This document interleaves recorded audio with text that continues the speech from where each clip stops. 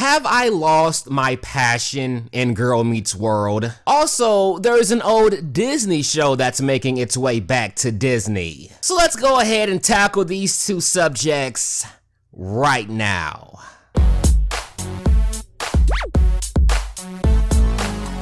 What's going on, YouTube? So the first thing I want to talk about today is Girl Meets World. I mean, what else, right? My channel has been mostly Girl Meets World for a long time now, except somewhat recently, as I've been trying to kind of mix it up a bit. Try to make everybody happy, including myself. But there's a question that I've been asked quite a few times actually, and it's been something that I've been thinking about a lot actually too. Have I lost my passion in Girl Meets World? Now the short answer to this question would be no.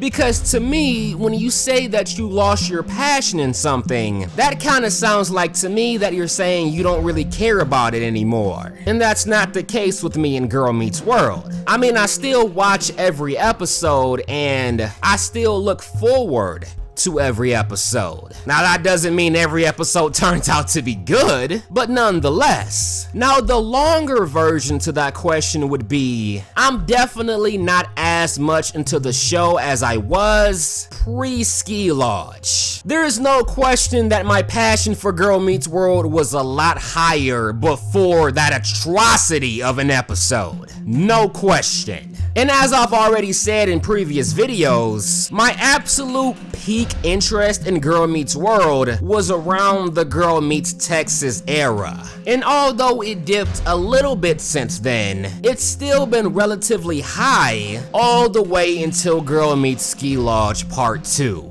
I mean, how can any Lucaya fan have the same passion for the show after watching that episode? It's pretty much impossible. Now again, that doesn't mean we don't like the show anymore. We just don't love it quite as much as we once did. I mean, let's face it, people, the Triangle story arc was by far the most interesting thing about the show. And if you say otherwise, you're a goddamn lie.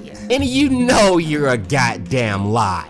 Ooh, but Smurf, the life lessons is the most important thing about this. Shut the f up. Do I look like a gullible moron to you? Now maybe there were a few people that genuinely liked it for that reason more than the Triangle, but they were not the majority. And now that the Triangle is over, at least for now, the show is having to rely on its own merits to be good. And so far it's failing pretty miserably. At least in my opinion, there hasn't been a great episode in quite a while. Now there's been some decent ones here and there, don't get me wrong, but nothing that amazing. I mean, life lessons are good and important and everything, but I mean, Lucaya is life. And I made it no secret that Lucaya was a big reason that I fell in love with the show in the first place. And without the ships helping carry the show, not just Lucaya, but all the ships. I mean, let's face it, people, the show is not good enough without the ships to carry on by itself and still be great. I'm sorry, it's just not. I mean, unless you don't mind watching a show that's just average all the time. And you guys are a big reason why I keep watching it too.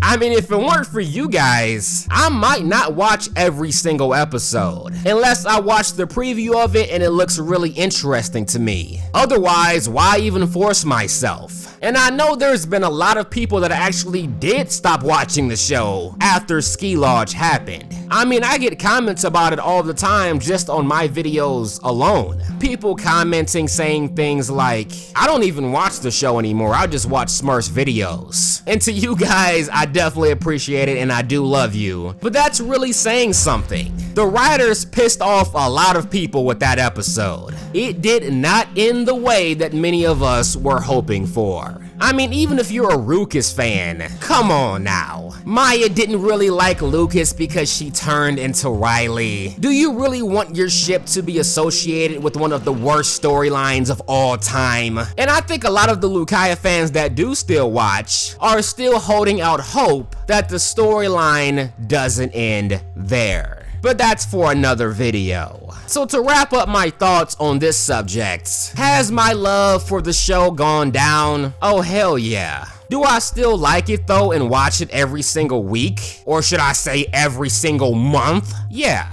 And I will continue to do so in the future. If for no other reason, I will do it for you guys. But now let's talk about That's So Raven. Now first, let's start with how I feel about the show. When That's So Raven first came out, I used to love the show. I used to watch it every single time when my mom used to do my hair. It was actually both of our favorite shows, or at least one of them. But one day I just kind of stopped watching for whatever reason, and I'm not even really sure I remember what the reason was. It's kind of actually a similar story to what happened to me in the Avatar: The Last Airbender. I stopped watching that show for pretty much no reason too, and I kind of just never really got back into That's So Raven, but I am excited about this new spin-off. And from what I'm reading, the spin-off is gonna include Raven as a divorced mom that has a daughter that also inherited her psychic abilities. I like where they're going with this, and this definitely sounds like the most logical direction to go. I mean, I think if you were to ask most people how That's So Raven spinoff should go, I think most people would probably give you a scenario like this. I just hope they get the casting right,